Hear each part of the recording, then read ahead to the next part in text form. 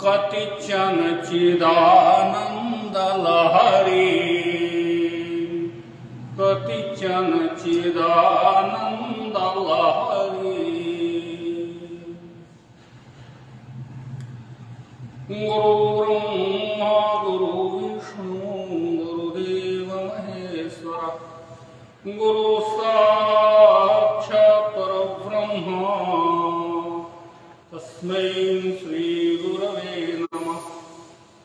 मूकं करोति वाचालं पंगुं लंघयते गिरिं, यत्कृपात्तमहं वन्दे परमानंद माधवम्।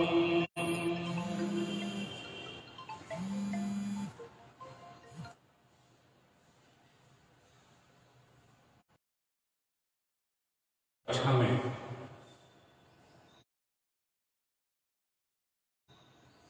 आप सभी महानुभावों का स्वागत करते हूं। जैसा कि आप सभी जानते हैं कि महर्षि सांदीपनि राष्ट्रीय वेद विद्या प्रतिष्ठान भारत का संपूर्ण भारत में वेदों का प्रकाश को प्रसारित कर रहा है, जिसका मूल स्थान उज्जैनी है। और संभवतः इसलिए कि संपूर्ण भारत ही नहीं, पूरे विश्व के नक्शे में भी देखा जाए तो उज्जैनी पूर्णतया मध्य में है, नाभि केंद्र है। और यहाँ से ही इसकी ज्योति प्रकाश सब स्थानों पर प्रकाशित, सभी स्थानों को यहाँ से जो निकलेगी वो बराबर मात्रा में सब जगह प्रसारित होगी। इस दृष्टि से यहाँ भगवान महाकाल का भी स्थान है, मुख्य रूप से काल गणना का स्थान है। यहाँ अक्षांश शून्य है और वेदों का प्रसारण का मूल स्थान उज्जैनी है। इन सभी विशेषताओं के साथ ही उज्जैनी गौरवान्वित है। आज के इस कक्षा में कोई विशेष विषय नहीं रखा गया है। वेदों का जो स्वरूप है, उनका जो वाङ्मय है, उस पर थोड़ा हम लोग आपस में चर्चा करेंगे। वाङ्मय के रूप में आप सभी जानते हैं कि वेदों की संख्या 4 है। अब इन 4 वेदों में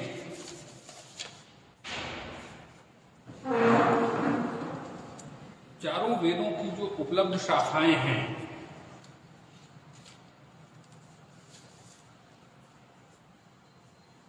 उन वेदों में जो निहित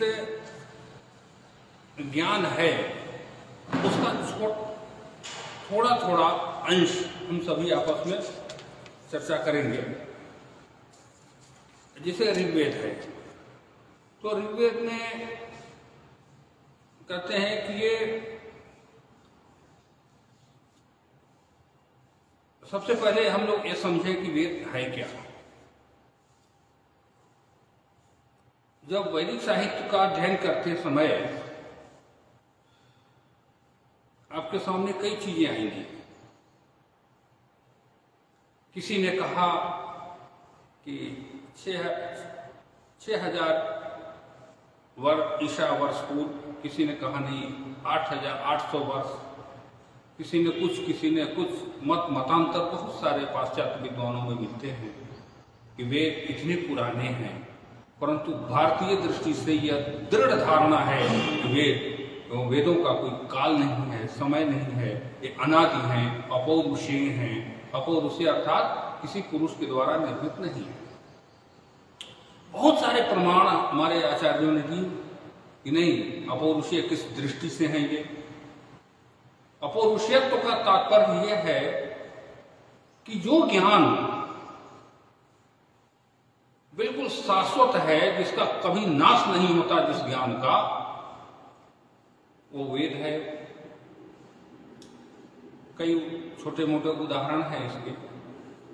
वेद का ही एक मंत्र है, सूर्य चंद्रमसौ धाता यथा पूर्वम अकल्पयत, महाप्रलय के पश्चात कुछ भी नहीं बचता, जैसे कि ईश्वर को कहा गया ना, अणुरणीया महतो महीयान, जो अणु का भी अणु हो, जो अपना विस्तार करते हैं तो करोड़ों प्रकाश वर्ष में उनका न कोई जिसकी कल्पना नहीं कर सकते।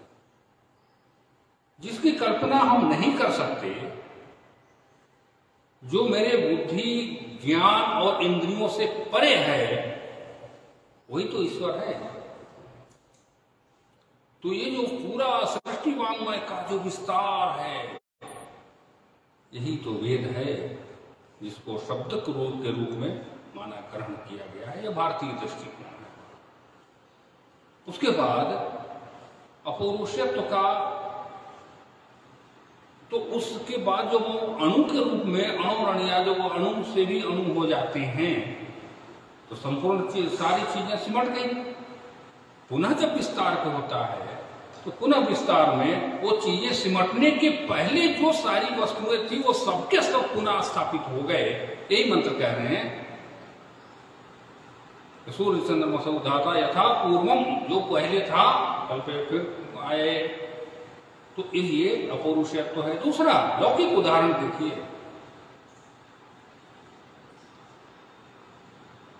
सत्याजात शिशु, अभी तत्काल जन्म लिया हो जो बच्चा, आप उसकी चित्तवृत्ति को देखिए, कुछ ऐसे गुण मिलेंगे जो किसी ने न कभी सिखाया हो, वो स्वतः उसमें प्रवृत्त हो जाते हैं। ये शाश्वत ज्ञान। एक और शाश्वत ज्ञान का,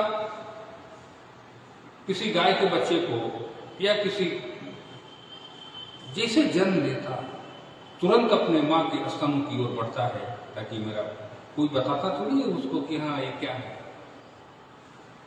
वो वेद का शाश्वत ज्ञान, वही क्या शाश्वत ज्ञान है। तो हमारी दृष्टि में यह वेद पूर्णतया शाश्वत हैं, जिसके काल की सीमाओं से हम बात नहीं सकते। सारे पाश्चात्य विद्वान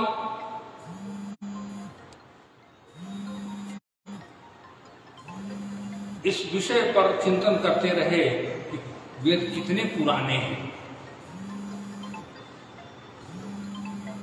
कितनी इनकी वो है, कितने ईसा वर्ष पूर्व है, कितने चलती रही। उसके बाद हमारे वेदों में जो ये सारी चीजें बता रहे हैं कि अब हमारा इतने वर्ष पुराना है, इतने वर्ष पुराना है। फिर अब अपन ने कहा कि भाई वेद 4 हैं, तो 4 किस रूप में है? पहले संहिता है। संहिता क्या है? मंत्रों का संग्रह है।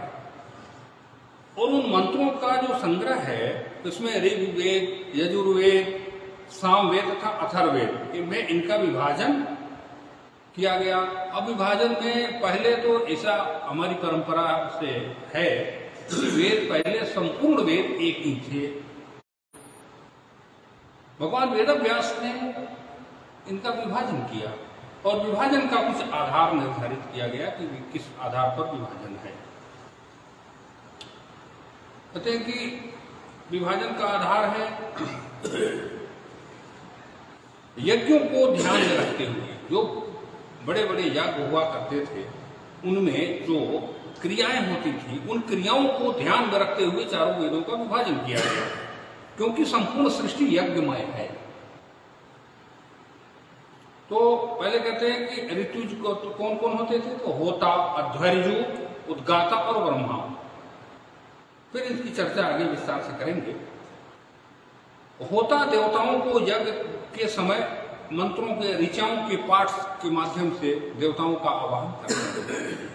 इन चारों का कर्म विभाजित करते हैं। फिर वेदों का विभाजन जो हुआ तो किस आधार पर हुआ, फिर आगे आकर के हम सारे विस्तार से करेंगे कि किस वेद में कौन सा विषय है, किसमें कितने मंत्र हैं, फिर उनसे वेदांत तक जाएंगे अपन।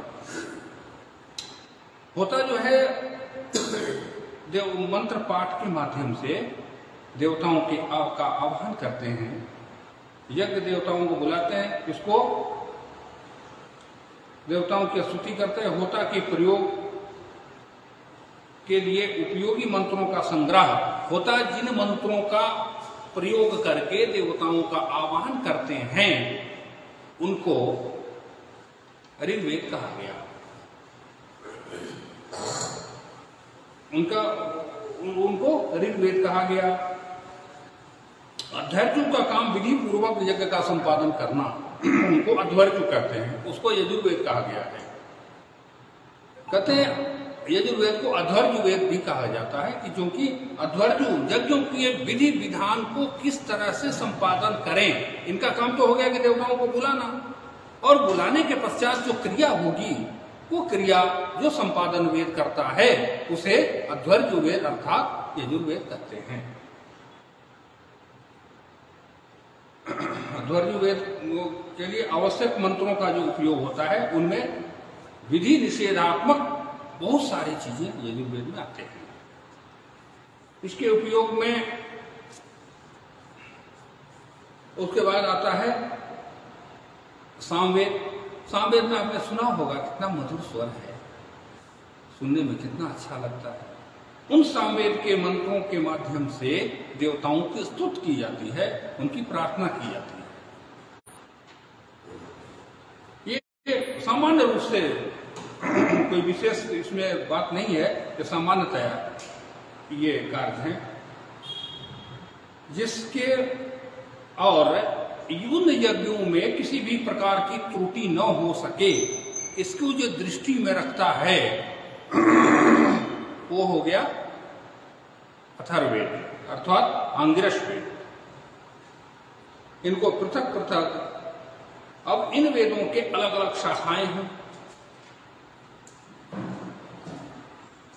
आज वैदिक संहिताओं की संख्या कुछ ही उपलब्ध हो पाती है, बहुत सारे नहीं हैं।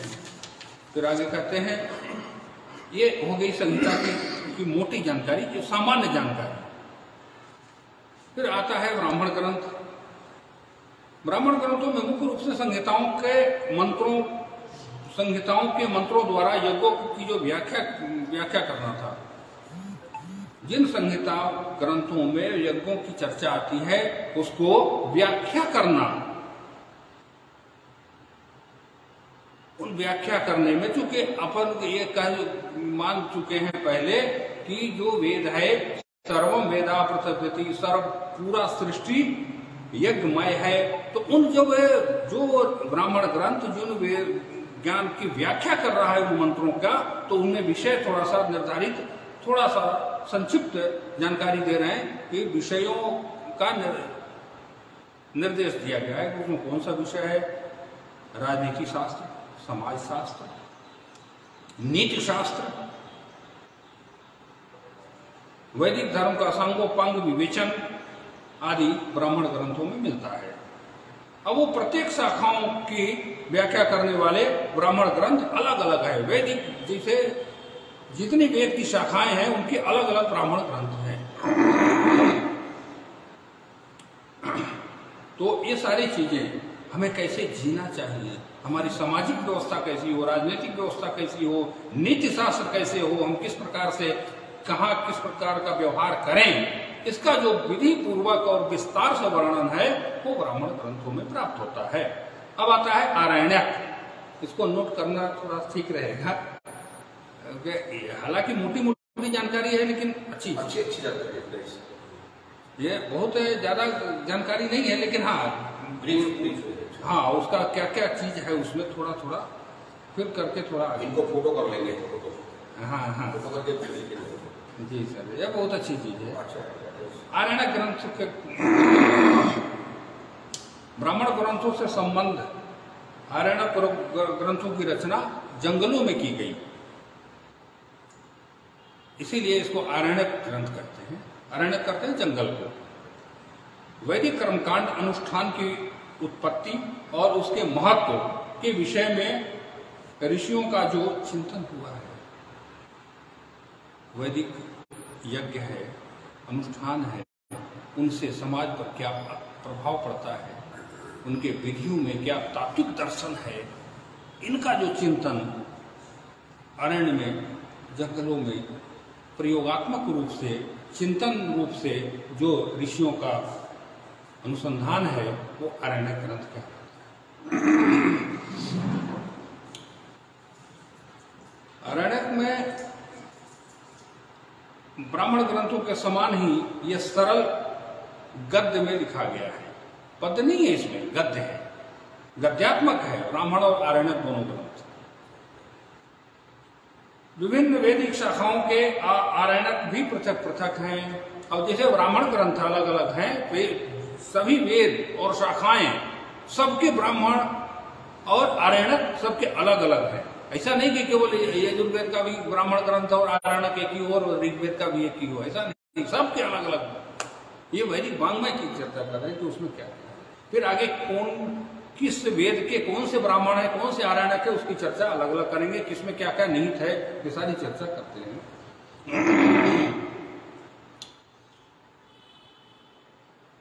कर्मकांड का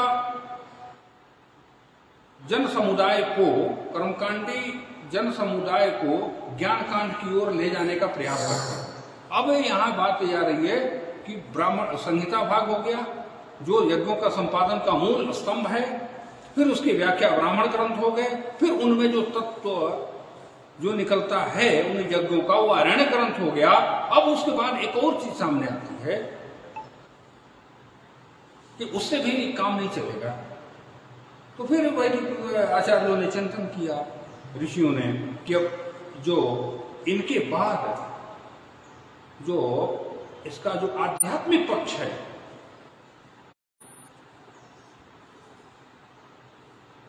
आध्यात्मिक पक्ष माने कर्म के बाद फिर वानप्रस्थ आता है। क्योंकि जो क्रिया है, जीवन की जो क्रिया है हमारी, इसको अलौकिक दृष्टि से, आधुनिक काल की दृष्टि से यदि देखें तो मेरे जीवन में हम लोग नौकरी करते हैं। नौकरी करने का तात्पर्य, कृषि करने का तात्पर्य, व्यापार करने का तात्पर्य, जो हम कर्म में प्रवृत्त हुए हैं, इन सब का मूल लक्ष्य क्या है कि हम इस सृष्टि संचालन में उस परमात्मा का एक प्रतिनिधि के रूप में स्थित होकर के हम कर्म में प्रवृत्त होकर के सृष्टि का संचालन कर रहे हैं, चाहे जो व्यक्ति जिस स्थान पर हो, जो काम कर रहा हो। ये मूल तत्व है। एक अध्यापक अगर किसी विद्यालय में पढ़ा रहे हैं तो वही कार्य कर रहे हैं ना कि अपने ज्ञान का विस्तार कर रहे हैं। और ब्रह्मा का कार्य भी विस्तार करना है। कृषक अपने कृषि कर्म को, अर्थात वो विस्तारीकरण है, सृष्टि संचालन की पूरी प्रक्रिया है। तो वो सारे के सारे उसी कर्म में लगे हुए हैं, उसी परमात्मा के प्रतिनिधि के रूप में लगे हुए हैं। लेकिन इसके अतिरिक्त जब हम वानप्रस्थ की ओर अग्रसर होते हैं, कर्मों को छोड़कर, और स्वाभाविक है जब शरीर उस अवस्था को प्राप्त होगा तो कर्म स्वतः छूटते चले जाएंगे। और उसके बाद की जो यात्रा है हमारी सृष्टि संचालन में, या अपने आत्मोद्धार की दृष्टि से, तो उसके लिए आवश्यकता पड़ी क्या है, वो उपनिषद। वैदिक साहित्य के विकास के अंतिम चरण का जो ग्रंथ है उसको उपनिषद कहते हैं। इनमें दर्शन शास्त्र का विवेचन है, फिलॉसफी दर्शन। यद्यपि यह शास्त्र यत्र तत्र पहले भी संहिताओं में, आरण्यक में आ चुके हैं। अब जो उपनिषद का जो भाग है, ऐसा नहीं है कि वो अलग से कोई बनाया गया हो। उन्हीं संहिताओं में, उन्हीं ब्राह्मण ग्रंथों में जो मूल तत्व है उसको निकाल कर इकट्ठा करके और फिर उपनिषद की रचना की गई। उन्हें उसको निकाला गया। जैसे उदाहरण के लिए देखिए, यजुर्वेद का 40वां अध्याय जो संहिता है माध्यान्ह शाखा का, उसमें 40 अध्याय है। उसका जो 40वां अध्याय है पूरा का पूरा ईशावास्य उपनिषद है। तो अलग से तो नहीं किया गया ना, आचार्यों ने उसको, उसकी महत्ता को समझी और इसको अलग से इसका स्वरूप स्थापित किया गया, दर्शन किया।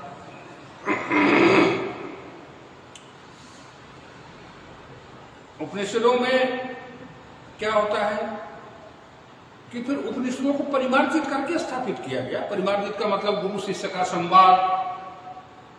अलमारी में वो होगा, सबको दे दीजिए कागज। यजुर्वेद के 40वां अध्याय, यजुर्वेद का 40वां अध्याय जो है वो ईशावास्य उपनिषद है। इसमें गुरु शिष्य का संवाद है। रूपक है और इसके माध्यम से एक दूसरे का संवाद जो होता है, इसमें जो गुण ज्ञान की जो चर्चा होती है आपस में, कौन सा ज्ञान?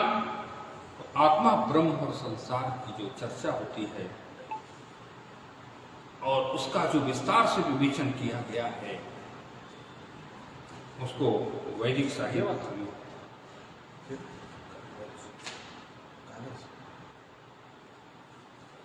विस्तार से विवेचन किया गया है, वह है उपनिषद।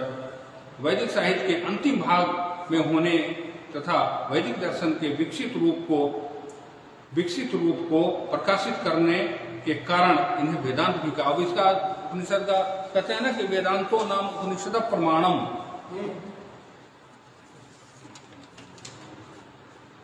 वेदांतो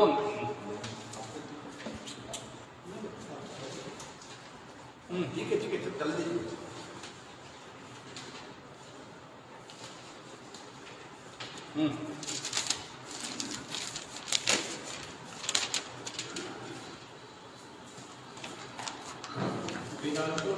उपनिषद प्रमाणम, वेदांतो नाम उपनिषद प्रमाणम। क्योंकि जब ज्ञान जब वेदों से निकाल करके वो मूल तत्व जो हमें आवश्यक है आत्मा, ब्रह्म और संसार के विषय के चिंतन की दृष्टि से, वो अंतिम ज्ञान है और इन विषयों को ब्रह्म, आत्मा और संसार का के विवेचन को जो प्रकाशित करता हो, उसका जो ग्रंथ है उसको वेदांत कहते हैं। और वेदांतो नाम उपनिषद प्रमाणम, अर्थात वेदांत जो है वेदांत का जो प्रमाण है वो कौन सा है? उपनिषद है। और उपनिषद क्या है? उन वेदों के स्थल से निकाल करके वो ज्ञान जो इस दिशा की ओर हमें प्रवृत्त करता हो, ईश्वरत्व की ओर हमें ले जाता हो, वो उपनिषद है। उप शब्द कहते हैं समीप को, पास। तो एक गुरु के पास शिष्य जब बैठकर और उन पर चिंतन करते हैं, शुद्ध मन से जब चिंतन करेंगे तो निश्चित है कि आप उस परम ज्ञान की ओर अग्रसर हो जाएंगे। और इनमें स्थल स्थल पर किस तरह से सजाया है आचार्यों ने इस दर्शन शास्त्र को, और यही भारतीय दर्शन, और मैं समझता हूं कि यही संसार का सर्वोच्च दर्शन है, वैदिक साहित्य का दर्शन। और अलग अलग वेदों के अलग अलग उपनिषद हैं, बहुत सारे उपनिषद हैं, उसकी चर्चा आगे करेंगे। मूल वैदिक संहिताओं को समझने और उसका उपयोग बताने के लिए वेदांत ग्रंथ बने। अब मूल जो संहिता है, इनको समझने के लिए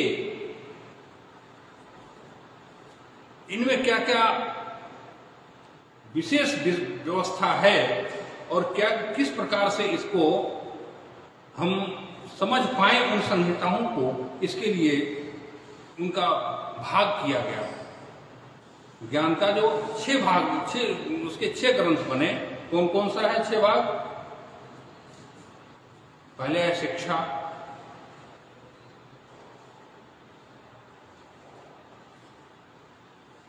शिक्षा का तात्पर्य है उच्चारण की व्यवस्था।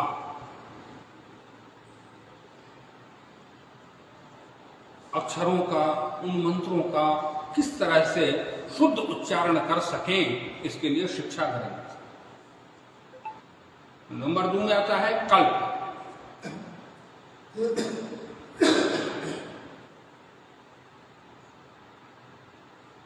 कल्प का है कर्मकांड तथा आचार।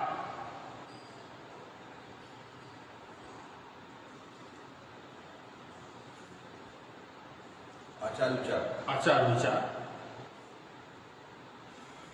किसी दिन आचार पर भी विशेष रूप से चर्चा होगी कि आचार कहते किसको हैं, किस प्रकार। उसके बाद आता है सर छंद। छंद की आवश्यकता इसलिए पड़ी कि आप सर कवि हैं, आप अच्छी तरह जानते हैं कि कितने अक्षरों की गणना के आधार पर पद बन सकता है, कौन सा छंद, कौन सा पद, कितने अक्षरों की कितनी मात्रा कहाँ लगाई जाए ताकि वो हम इसको कहते हैं छंद। छंद शास्त्र अपने आप में बहुत बड़ा ग्रंथ है और जिसके माध्यम से कविता का सृजन किया जाता है, जिसके ज्ञान के आलोक में एक एक मात्रा का ध्यान रख कर कि कहाँ कितने मात्रा में हम शब्दों का अक्षरों का को स्थापित करें जिससे कि वो कविता का स्वरूप धारण कर सके, इसको कहते हैं छंद।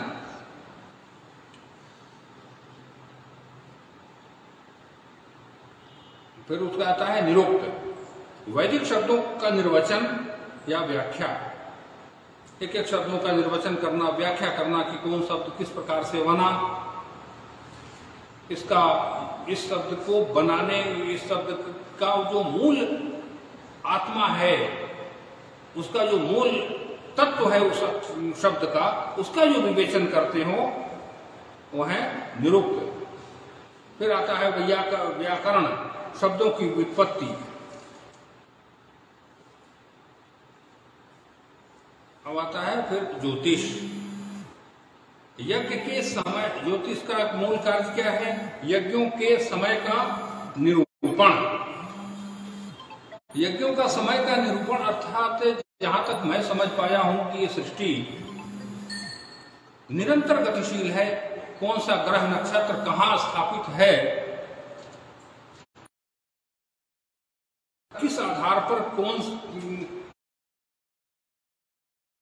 जो उसका समय है, उस समय पर शुभ समय आने पर कौन सा कार्य किस समय किया जाए, इसका जो निर्देश करते हैं वो ज्योतिष शास्त्र है। ज्योतिषम ऐनम चक्षुः, ज्योतिष मेरी दृष्टि है, वेदों की आंख है, जिसके माध्यम से आने वाले समय और प्रत्येक समय का ज्ञान कि ये समय में क्या होगा और किस कर्म को करने से किस समय किस प्रकार का परिणाम सामने आएगा, ये जो देखने की अंतरचक्षु है, वो जो विद्या बताते हैं वो ज्योतिष है। उसके बाद ज्योतिष है, इनकी उपयोगिता की दृष्टि से वैदिक साहित्य में ही रखा गया है और वो वैदिक साहित्य में ही ये 6 विषय जो है वेदांग ये रखे गए हैं। व्याकरण क्या पता है? व्याकरण का शब्दों की व्युत्पत्ति, शब्दों की व्युत्पत्ति और निरुक्त का है निर्वचन हो गया। हाँ, और इनकी व्युत्पत्ति है। ज्योतिष का भी हो गया सर। अच्छा, कहते हैं कि इनकी इस दृष्टि से वेदों की व्याख्या की दृष्टि से, वेदों को समझने की दृष्टि से, वेदों को यदि हम इन 6 ग्रंथों का, इन वेदांगों को अगर नहीं समझ पाएंगे तो वेदों को बहुत अच्छी तरह से हम नहीं जान पाएंगे। इन्हें वैदिक उपयोगिता की दृष्टि से इनको अंग के रूप में स्वीकार किया गया है। यद्यपि वेदों के से संबद्ध ग्रंथ अलौकिक संस्कृत भाषा में लिखे गए हैं। वेदांग प्रायः सूत्रात्मक और वैदिक कर्मकांड की विलुप्तता को संक्षिप्त वाक्यों में प्रकाशित करते हैं। इसमें बहुत सारे वो आते हैं आपको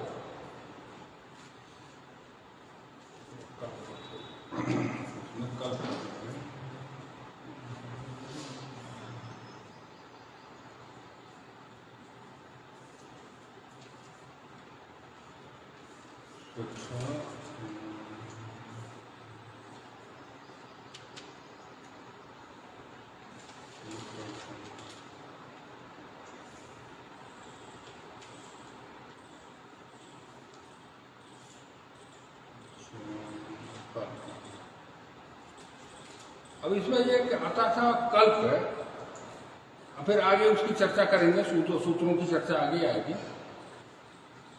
संक्षिप्त में मुख्य रूप से कर्मकांड से संबंध रखने वाले ग्रंथों को सूत्र साहित्य में रखा गया है, जिसके 4 भेद हैं। सूत्र साहित्य में का जो कौन कौन सा सूत्र साहित्य है? श्रौत सूत्र, वैदिक यज्ञों की प्रक्रिया को बतलाने वाले श्रौत सूत्र हैं। ये विस्तार नहीं है। स्रोत सूत्र जैसे यजुर्वेद का स्रोत सूत्र कौन सा है? याग कात्यायन स्रोत सूत्र यजुर्वेद का है। आगे किस वेद का कौन सा स्रोत सूत्र होगा, आगे चर्चा आती है। उसके बाद आता है गृह सूत्र। व्यक्तिगत एवं पारिवारिक जीवन से संबंध जो कर्मकांड का वर्णन आता है वो गृह सूत्र है। जैसे गृह सूत्र का पहला है यथा तो गृहस्थाली पाकानाम कर्म।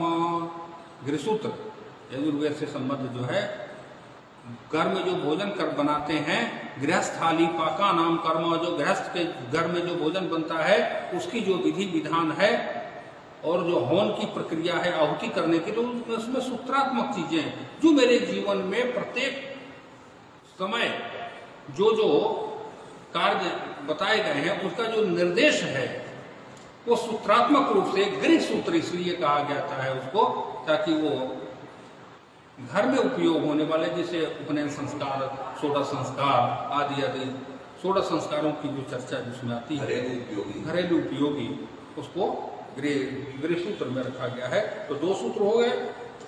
वैदिक यज्ञों का संपादन करने की जो प्रक्रिया बताते हैं, एक वो स्रोत सूत्र। गृह कर्मों में जो प्रक्रिया, जो कर्मकांड इत्यादि बताते हैं वो गृह सूत्र।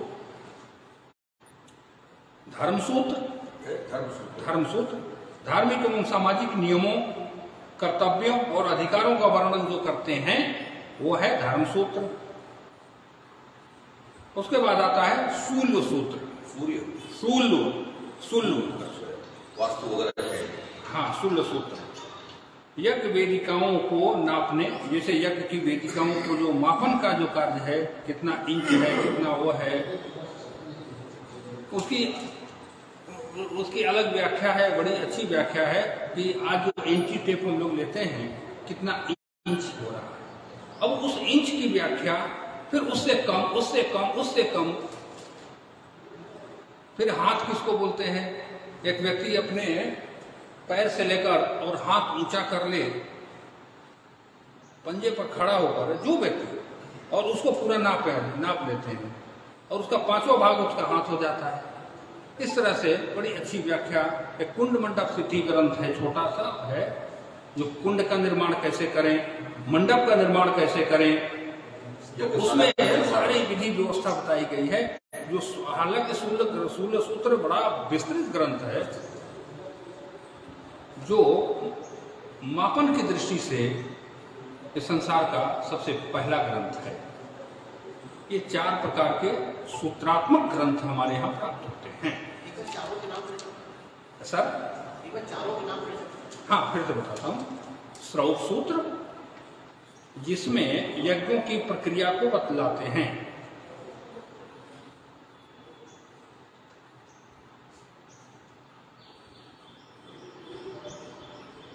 गृह सूत्र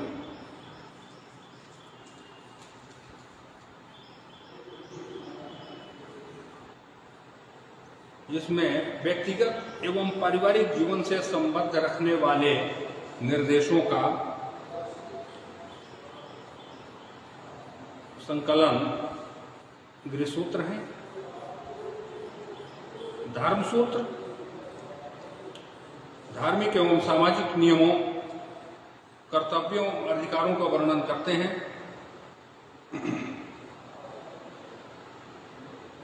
और शूल्य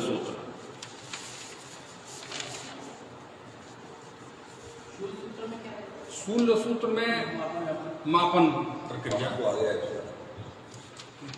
हाँ मापन प्रक्रिया में सब आ जाते हैं सर।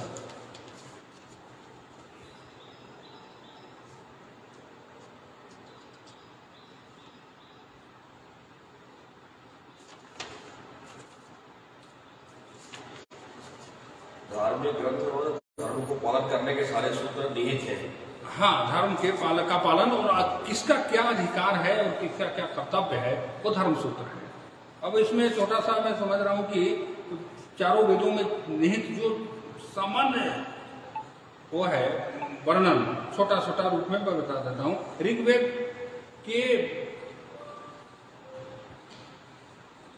ऋग्वेद में आपको 10,580 मंत्र हैं। 10,580 80 मंत्र हैं।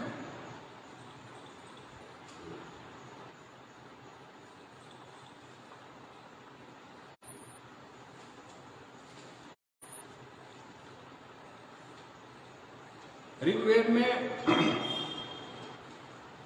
1028 सूक्त हैं। सूक्त 1028 सूक्त हैं। 1028 हाँ, 1028 सूक्त हैं और कुल मंत्रों की संख्या 10,580 है, जिसमें जिनको 10 मंडलों में विभाजित किया गया है। मंडल 10 हैं जिसमें। मंडल तो अध्याय कह सकते हैं। हाँ, अध्याय कर सकते हैं। इसको मंडल के रूप में ही विभाजित किया गया है। बाकी वेदों की भाषा है। हाँ, मंडल, हाँ, वेदों की भाषा है। 10 भागों में 10 मंडलों में बांटा गया है, वर्गीकरण किया गया है।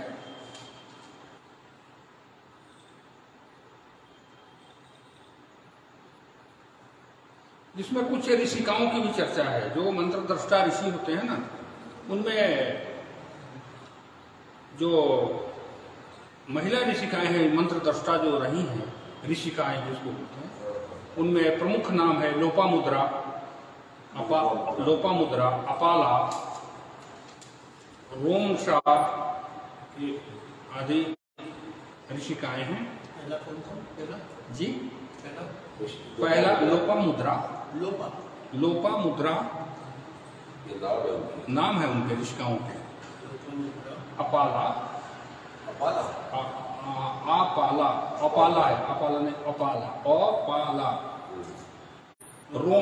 रोमशा।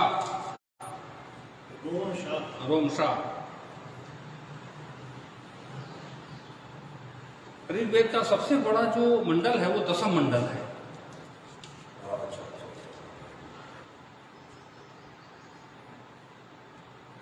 इन मंडलों का जो विषय वस्तु है वो भाषा के आधार पर बाद में की रचना बताया गया है। अब इन मंडलों को, हालांकि ये पश्चिमी विचारधारा है, हम लोगों का तो यही है कि ये वेद एक हैं और अनादि हैं। इन मंडलों में दार्शनिक और लौकिक विचार व्यक्त किए गए हैं। दार्शनिक विचार 9 मंडल, इसमें 10वें अध्याय की चर्चा करते हैं कि दार्शनिक विचार हैं और लौकिक विचार हैं। 9 मंडल में इसका जो 9वां मंडल है वो सोम से संबद्ध मंत्रों को एकत्र किया गया है। शेष मंडलों में एक एक गोत्र और वंश के ऋषियों की रचनाएं हैं, इसलिए इनको वंश मंडल भी कहा गया है। सप्तम मंडल की ऋचाएं इससे भी प्राचीन मानी जाती है, यद्यपि ऋग्वेद की 21 शाखाएं हैं।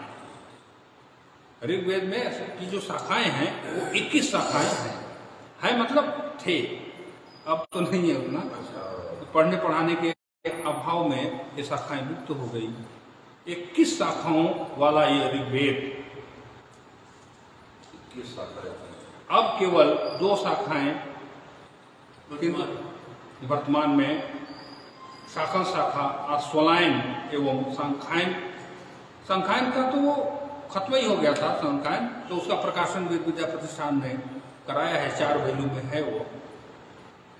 पंडित जी, एक प्रश्न उठता है कि वर्तमान में ऋग्वेद का बता रहे ना, ऋग्वेद तो जो पुस्तक मिलती है ऋग्वेद की वो कंप्लीट नहीं है। इसका कंप्लीट जो उपलब्ध है वो कंप्लीट है, लेकिन जो उनकी अन्य शाखाएं हैं, अन्य परंपराएं हैं उसकी, वो खत्म हो गई है। अभी जैसे मान लीजिए आपने बहुत अच्छा प्रश्न किया, संखायन है तो संखायन का ब्राह्मण ग्रंथ नहीं मिल रहा है, आरण्यक उपनिषद नहीं मिल पा रहा है। इसका मतलब वो खत्म हो गया है, जो बच गया सो बचा लिया। कहते हैं ना, अर्धनाशे समुत्पन्ने सर्वनाशे समुत्पन्ने अर्थम त्यजति पंडिता। जो कुछ मिल रहा है उसको खींच रहे हैं, खत्म होने के बजाय क्या मतलब है? हम सोचे कि नहीं हमें सब कुछ एक साथ मिले, तो नहीं मिल पाएगा। जो व्यक्ति ज्ञान ले लिया और उस ज्ञान का प्रसारण नहीं किया तो उसके समाप्त होने के साथ साथ विद्या भी खत्म हो गई ना। वो तो इस तरह से हमारी परंपरा खत्म हुई है। क्या है, स्रोत परंपरा थी, मतलब श्रवण करके याद करना था। वो गए तो उनके साथ वो चले गए, गुरुकुल परंपरा नहीं चली तो नहीं चली, खत्म हो गई सर। उसके बाद 21 शाखाओं वाला ऋग्वेद आज इतना ही बचा है। ऋग्वेद के आचार्यों की एक लंबी बौद्धिक परंपरा प्राप्त होती है, जिसमें परंपरा में धार्मिक, सामाजिक और दार्शनिक विषयों का निरूपण हुआ है। भारत की प्राचीनतम संस्कृति के विकास के ज्ञान के लिए ऋग्वेद का अनुशीलन अपेक्षित है। धार्मिक दृष्टि से रचित सूक्तों की संख्या इस संहिता में अवश्य सर्वाधिक है। ऋग्वेद में के सूक्तों की प्रमुख रूप से ऋग्वेद के सूक्तों में, जैसे सूक्त है ना, तो सूक्त का मतलब क्या होता है? मंत्रों का संग्रह। और उन एक सूक्त में एक देवता की चर्चा आती है। और उन कौन कौन से देवताओं की चर्चा आती है तो बताते हैं मुख्य रूप से कौन कौन से देवता हैं। इंद्र और अग्नि देवता की प्रार्थना है उन सूक्तों में। अन्य देवताओं में सविता, रुद्र, मित्र, वरुण, सूर्य, मरुत आदि की अतिरिक्त उषा देवी की भी विस्तार से सूक्तों में चर्चा की गई है। उषा के नाम से कई सूक्त हैं। अग्नि, सविता, हाँ, अग्नि, अग्नि है, सविता है, रुद्र, मित्र, वरुण, सूर्य, मरुत, इसके अतिरिक्त आपको उषा देवी,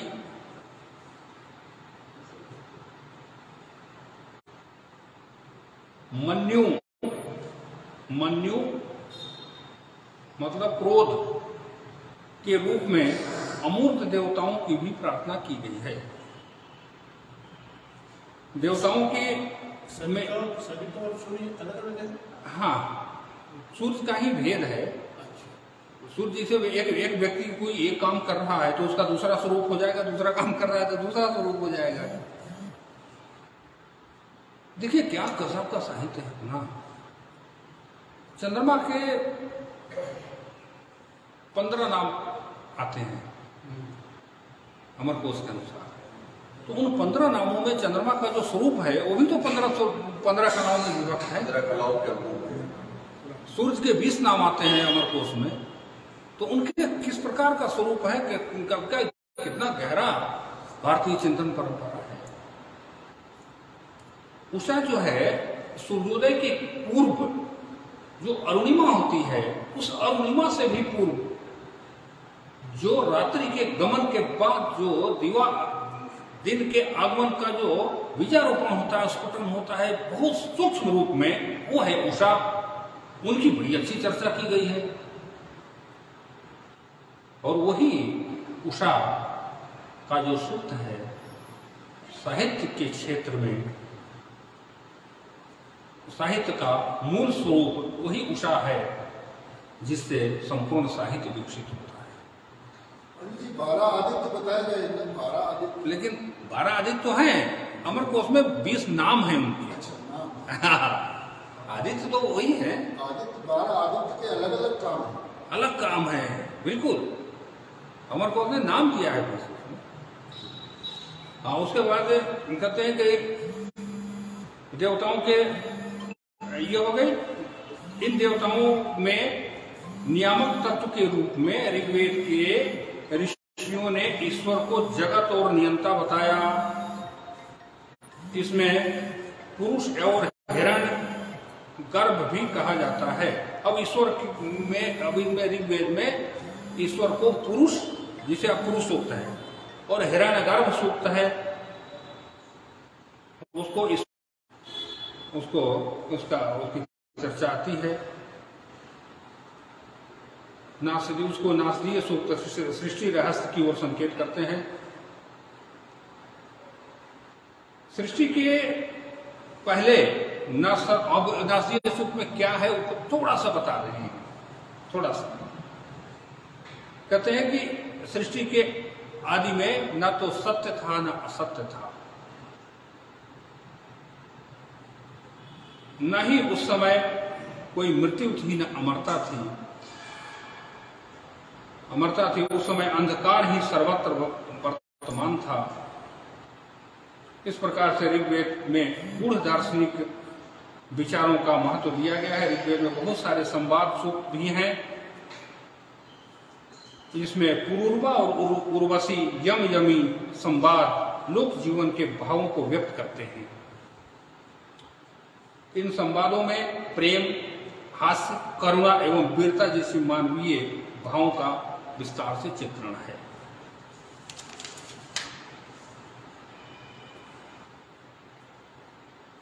अब मैं यजुर्वेद का थोड़ा सा संक्षिप्त चर्चा करता हूँ। प्राचीन काल में यजुर्वेद की 101 शाखाएं उपलब्ध थी।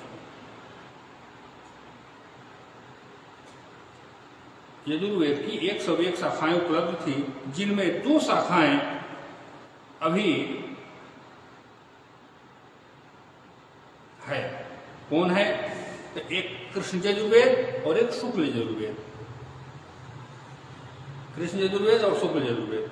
कृष्ण यजुर्वेद की सर्वाधिक प्रसिद्ध शाखाएं, ऐसा सुनते हैं कि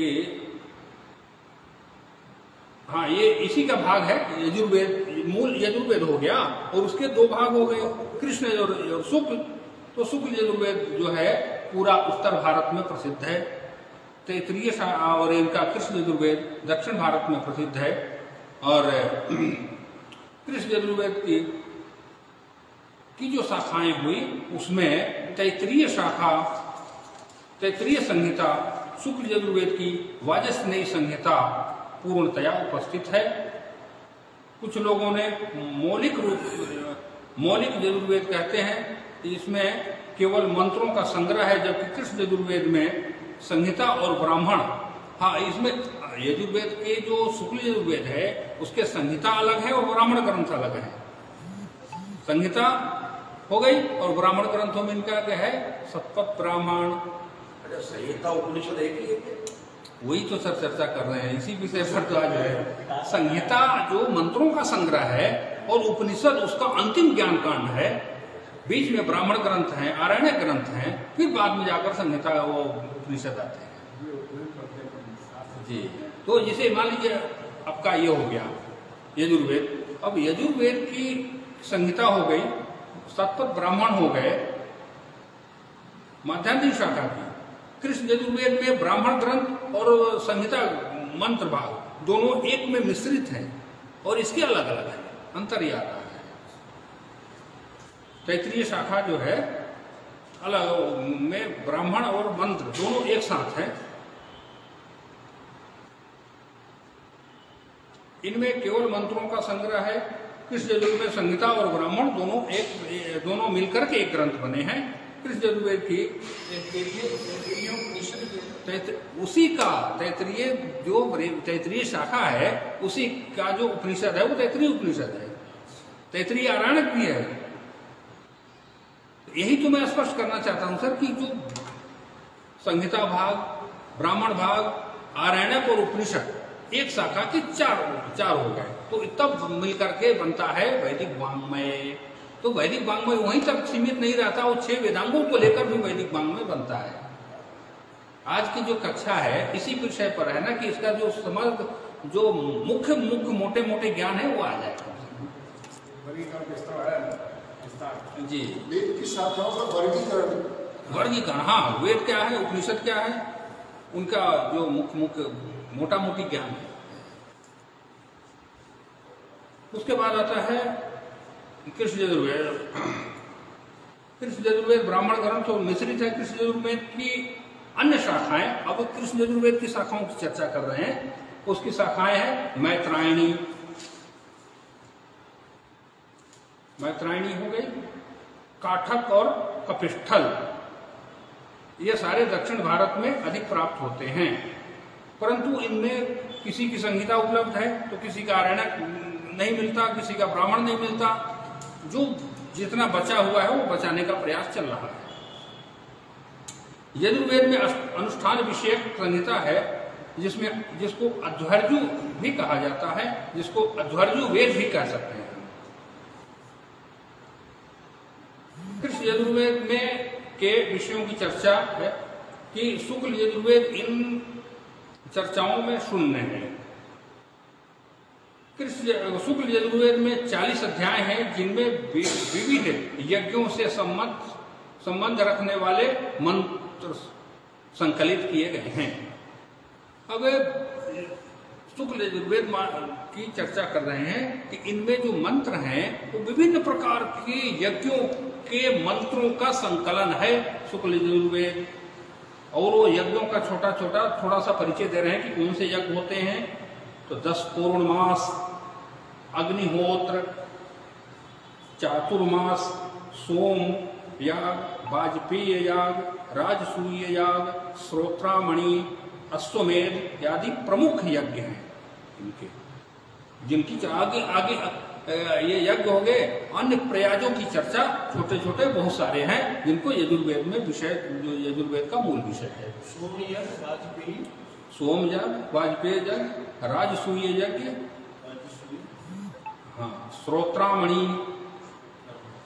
अश्वमेध, ये प्रमुख रूप से हैं। इनके 16वें अध्याय में, यजुर्वेद के 16वें अध्याय को रुद्र अध्याय कहा जाता है, जिसमें रुद्र के विविध रूपों को नमस्कार किया गया है। 24वें अध्याय को शिव संकल्प सूक्त कहा गया है। 35वें अध्याय को पितृ सूक्त कहा गया है, पितरों की प्रार्थना की गई है उसमें। अंतिम अध्याय दार्शनिक दृष्टि से महत्वपूर्ण है, जिसको ईशावास उपनिषद कहते हैं, क्योंकि इसमें संसार, ईश्वर संसार के नियामक कहा गया है। इसी अध्याय में वो थोड़ा सा परिवर्तन कर दिया ईशावास उपनिषद के रूप में यजुर्वेद में। अति सुंदर एक, उसके बाद यजुर्वेद में कितनी अच्छी बात कही गई। अग्ने नय सुपथा राय अस्मान विश्वानि देव वयुनानि विद्वान।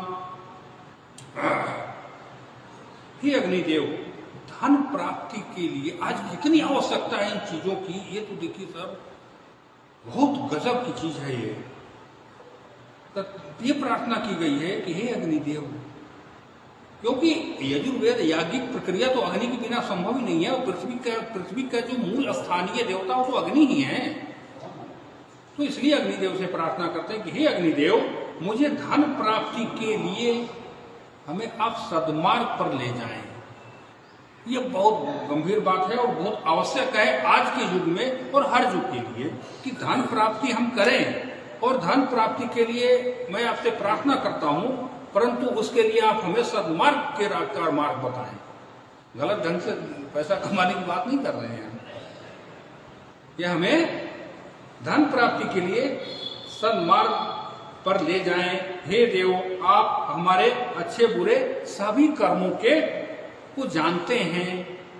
जो चीज हम नहीं जानते वो तो देवता जानते हैं हमारे, तो आप हमारे सब कुछ जानते हैं। इसलिए आपसे प्रार्थना करता हूं कि आप हमें सद्मार्ग पर ले जाएं और उस सद्मार्ग से हम धन प्राप्त कर सकें। इतना सुंदर अच्छी बात है, तो छोटी लेकिन बहुत गंभीर और चिंतन का विषय है ये।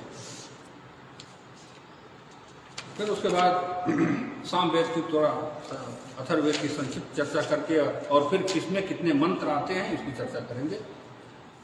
इसको सामवेद में क्या बढ़िया बात है, सामवेद की 1000 शाखाएं उपलब्ध थी पहले। 1000 शाखाएं पहले थी जो अध्ययन अध्यापन के अभाव में लुप्त हो गए। आज कितना 3-4 शाखाएं मात्र उपलब्ध है, वो भी टूटी फूटी अवस्था में। 1000 शाखाओं में कौन कौन सी शाखा उपलब्ध है अभी?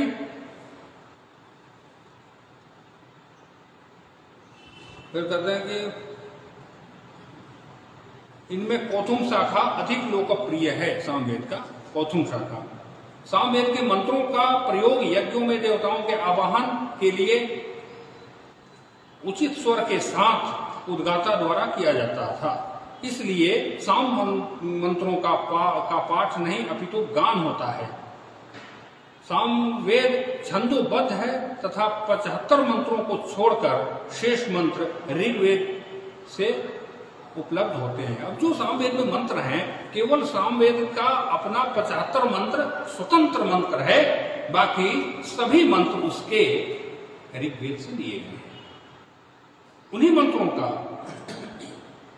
ऋग्वेद में पाठ करेंगे तो उसका अलग स्वर होगा, उसी को साम में गान करेंगे तो गान स्वरूप होगा। अर्थात ऋग्वेद से लिया गया वो मंत्र, जिनमें सामवेद के मात्र 75 मंत्र स्वतंत्र मंत्र है जो उनके हैं।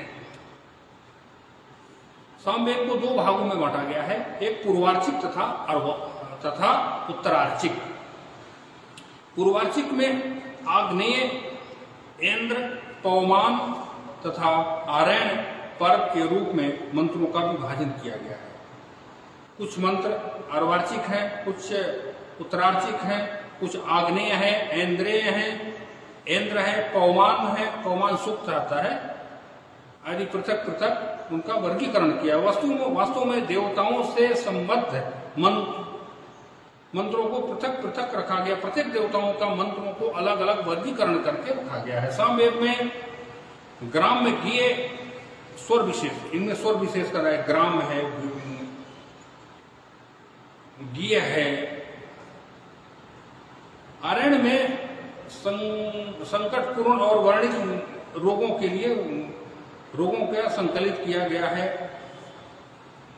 रागों के लिए। इसमें अलग अलग, चूंकि वो गान है ना, तो आरण्यक में गान दूसरा होगा। संकट पूर्ण और वर्जित रागों को संकलित किया गया है, इसलिए ग्रामों में नहीं गाए जाते। इन दोनों संबद्ध क्रम को ऊह गान है और ऊह गान है, जो यज्ञों के में यज्ञ कार्यों में साम के मंत्रों को क्रमबद्धता के साथ किया जाता है। इसमें महत्वपूर्ण गान है ग्राम, आरण्यक, ऊह तथा ऊह्य। ये 4 प्रकार के गान, इसको आप लोग नोट कर सकते हैं। सामवेद में मुख्य रूप से 4 प्रकार के गान हैं, ग्राम, आरण्य, ऊह तथा ऊह्य।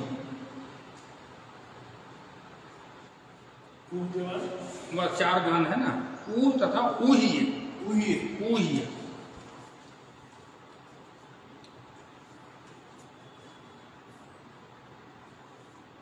फिर अब अथर्ववेद में आते हैं। अथर्ववेद में यज्ञ के विभिन्न विषयों का विपुल संग्रह है। बहुत दिनों तक कर्मकांड से इसे पृथक रखा गया था। त्रयी का अर्थ 3 वेद होता है, जो कहते हैं ना वेदत्रयी। वेदत्रयी में अथर्ववेद नहीं आता है, ऋग्वेद, यजुर्वेद और साम आता है, तो उसको कहते हैं वेदत्रयी। लेकिन अथर्ववेद का जो वैशिष्ट है,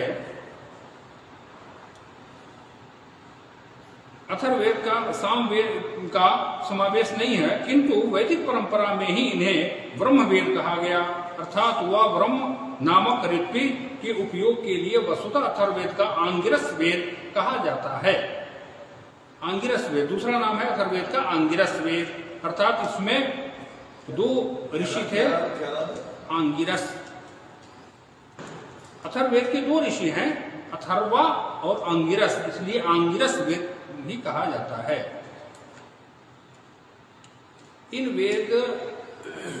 इस वेद विभाजन का 20 विभाजन की दृष्टि से 20 कांडों में किया गया है। इसमें 20 कांड है, जिनमें सूक्त मंत्र हैं, जिनमें सूक्त और मंत्र हैं। सूक्तों की संख्या 731 है। अथर्ववेद में सूक्तों की संख्या 731, मंत्रों की संख्या 5849। इसमें लगभग 1200 मंत्र ऋग्वेद से लिए गए हैं। 5850 मंत्र है टोटल। हाँ, और 731 क्या सूक्त? हाँ, 731 सूक्त है। 1200 मंत्र ऋग्वेद संहिता से लिए गए हैं। 731 मंत्रों का संकलन मंत्रों खंड कह सकते हैं। हाँ, मंत्रों जैसे 10 मंत्र का एक सूक्त हो गया, सूक्त हो गया, राइट। 5 मंत्र का भी सूक्त होता है, इसमें कहता वो सूक्त वगैरह जैसे वो सब है। जी सर। अच्छा, उसके बाद इसमें 6 कांड बताए गए हैं, 6 कांड में विभक्त है ये। तो ये 20 कांड का है क्या? 20 कांड है। मंडल नहीं कर सकते अपन? नहीं, इसमें मंडल नहीं है। 20 कांड में 20 कांड हो गए। अथर्ववेद के हमें 20 कांड बताए थे। अथर्ववेद का ही है। तो ये 6 क्या है? 6 इसके कांड है। जैसे 2 प्रकार के कांड होते हैं, इसको 20 कांडों में किया गया है। और फिर ये 6 जो है ना, इसके ही कांड हैं। 2 प्रकार के कांड हैं। एक नहीं,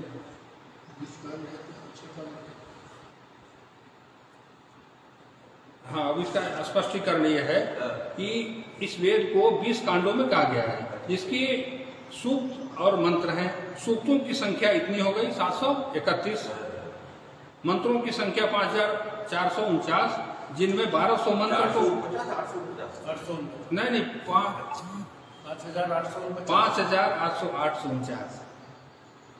आपके विद्यार्थी सजग है ऐसा? क्षमा करिएगा सर।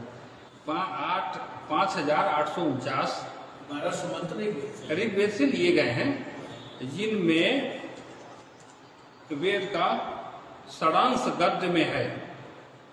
कांडों के विभाजन में के विषय व्यवस्था नहीं है। कांडों के विभाजन की कोई व्यवस्था विशेष नहीं है, किंतु एक सूक्त में किसी एक ही विषय से संबद्ध मंत्र हैं। जैसे एक सूक्त हो गया, वरुण की चर्चा है तो वरुण की सामाजिक समरसता की बात आती है, तो सामनस्य सूक्त है जिसमें 6 मंत्र, तो बस उसी की चर्चा होगी, दूसरी चर्चा उसमें नहीं है। क्योंकि से संबद्ध सूक्तों एक ही विषय में संबद्ध है। आरंभिक कांडों का संकलन व्यवस्था विशेष के अंतर्गत है, क्योंकि प्रथम कांड के 4 मंत्र वाले, प्रथम कांड में 4 मंत्रों वाले हैं, द्वितीय कांड में 5 मंत्रों वाले सूक्त हैं, तृतीय में 6 मंत्रों वाले सूक्त हैं, चतुर्थ कांड में 7 मंत्रों वाले सूक्त हैं, और पंचम कांड में 8 या अधिक मंत्रों वाले सूक्त हैं। छठे कांड के 142 सूक्त में 3 मंत्रों वाले हैं। 3 मंत्रों जिसे बताया ना, तो इस तरह से इसका सबसे छोटा सूत्र में कितने मंत्र हैं? सबसे छोटा में 3 मंत्र। हाँ, बस थोड़ा सा को है, वही ब्राह्मण करण छूट गया है। इसका विस्तार कल करिए। इसका विस्तार कल करें, निकल जाएगी। चलिए अब ये चीज और नोट कर लीजिए सर आप लोग। ऋग्वेद के इसको, ऋग्वेद में 10,542 मंत्र,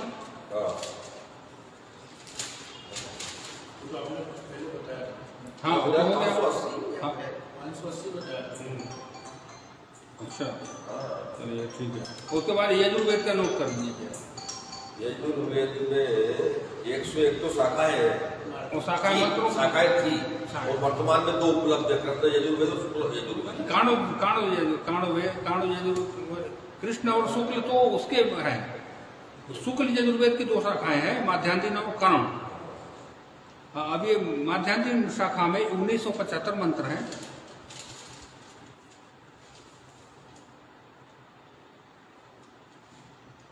और तैतरीय कृष्ण यजुर्वेद तैतरीय शाखा में 8,175 मंत्र हैं। सामवेद रामायणी शाखा में सारे मंत्रों की संख्या बता देते हैं, थोड़ा सा 8 है ये। सामवेद रामायणी में 4,597, कौथुम शाखा में 4,597, 580 बताया ना पहले आपने, वो विषय अलग है। मैंने टोटल मंत्रों की संख्या 50,945। चारों वेदों को मिला ऋग्वेद के 10,580 ठीक है। हाँ, टोटल कितना? 50,000। चारों वेदों को मिलाकर 50,000 है। चारों वेदों की जो उपलब्ध शाखाएं हैं, अभी जो मैंने बताया, पैपलाद शाखा, सौनक शाखा, कौथुम शाखा, रामायणी शाखा, टोटल मिला करके 50,945 मंत्र चारों वेदों और शाखाओं में जो उपलब्ध है अभी उपलब्ध है। चारों उपलब्ध वेदों में इसमें गद्यात्मक मंत्र भी है सभी। हाँ, गद्यात्मक और पद्यात्मक की चर्चा बाद में करेंगे। 50,000 नहीं, लेकिन 50,945 में जो 50,945 में सभी शाखाओं जैसे ऋग्वेद माध्यान्हिक शाखा, तैतरीय शाखा, सामवेद जय राणायनी, सामवेद पोथुंग, सामवेद जयमिनी, अथर्ववेद पैपलाद और सौनक, टोटल मिला करके 50,945। अच्छा, बहुत सुंदर आपकी जानकारी है। ये बात कि अगर ये ब्रीफ में अगर एक पुस्तिका जैसा भी बन जाए ना तो बहुत उपयोगी है। आज तक हम लोग यही समझते थे कि 10,000 मंत्र ही हैं, आज मालूम पड़ा। तो इस प्रकार से कल ब्राह्मण ग्रंथों की चर्चा और जो छूट गए